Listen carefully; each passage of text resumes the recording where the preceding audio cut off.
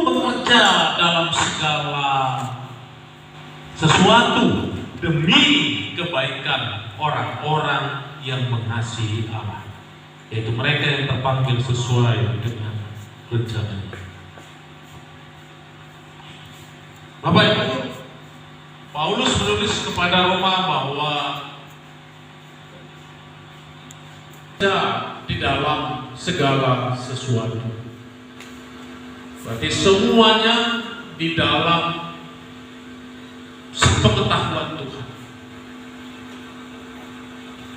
Ada orang berkata begini, sudah Pak Pendeta, semua dalam rencana Tuhan. Saya katakan salah. Tidak semuanya dalam rencana Tuhan. Yang tertinggi adalah bicara tentang rencana. Rencana Tuhan. Ada lagi yang namanya pimpinan Tuhan. Ada lagi yang namanya seizin Tuhan. Ada lagi yang terakhir, dibiarkan Tuhan. Ada yang sudah dibiarkan, ada yang seizinnya, ada yang dipimpinnya, dan ada rencana. Kalau kita tanya, kita di mana? Apakah sudah di dalam rencana Tuhan? Atau masih dipimpinnya masuk dalam rencana itu? Atau segala sesuatu itu Tuhan izinkan terjadi? Atau sudah Tuhan biarkan? Ya terserah kau lah. Oke, gitu-gitulah. Mau bertobat ya sudah aku terima. Kau mau mengerjakan apapun ya terserahlah. Atau sudah seperti itu. Makanya saya katakan tidak semuanya rencana Tuhan.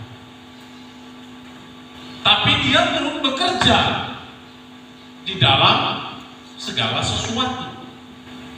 Bekerja seizin dia, bekerja untuk memimpin kita, dan bekerja untuk menyatakan rencananya atas kehidupan kita.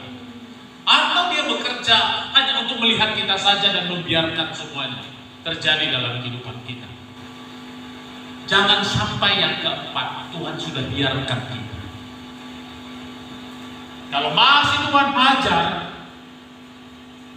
masih pincang kaki kita dibuat, itu masih Tuhan izinkan itu terjadi. Itu artinya biarlah dia mendapatkan itu supaya baik dia. Itu masih Tuhan izinkan. Semuanya masih seizinnya. Kenapa Tuhan gini ya? Tuhan izinkan itu supaya mungkin kita supaya bertobat, supaya mungkin kita supaya mengerti kesalahan kita, supaya kita mengerti bahwa itu tidak baik. Jadi Tuhan izinkan itu. Dan naik lagi, yaitu apa? Dipimpin Tuhan, dipimpin masuk dalam rencananya, dipimpin masuk dalam panggilannya, dipimpin masuk di dalam kehendaknya. Kita sudah masuk dalam pimpinan Tuhan.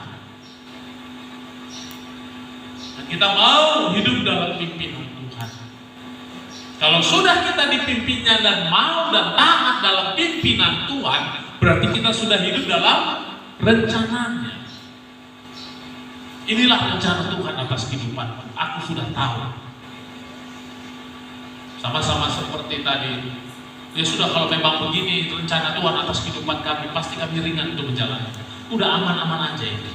Itulah rencana Tuhan. Dan itu tidak bisa membuat kita itu bingung lagi. Kenapa gini, kenapa seperti itu. Karena itulah sudah menjadi sebuah rencana yang indah bagi kita dari Tuhan.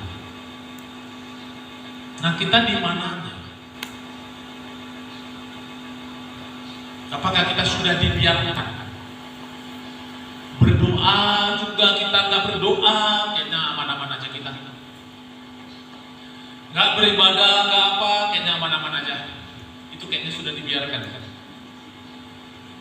Nggak baca Alkitab, kayaknya aman-aman aja. Lebih banyak melihat HP, lalu kita sehat-sehat saja dan tidak mau melakukan apa-apa tentang Tuhan dan semuanya baik-baik saja. mungkin itu sudah Tuhan biarkan. Ya sudah, hidup untuk hidupku sendiri.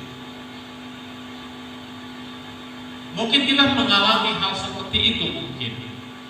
Tapi itu dikatakan Tuhan sudah biarkan. Sampai nanti mungkin mengalami apa terjadi, sebuah yang fatal, sebuah ini. Ya mungkin kalau kita memang anaknya sudah dibiarkan, itu artinya kita mau menuju kepada yang namanya kefatalan. Jangan mau fatal dulu yang terjadi dalam hidup kita. Segeralah bertobat.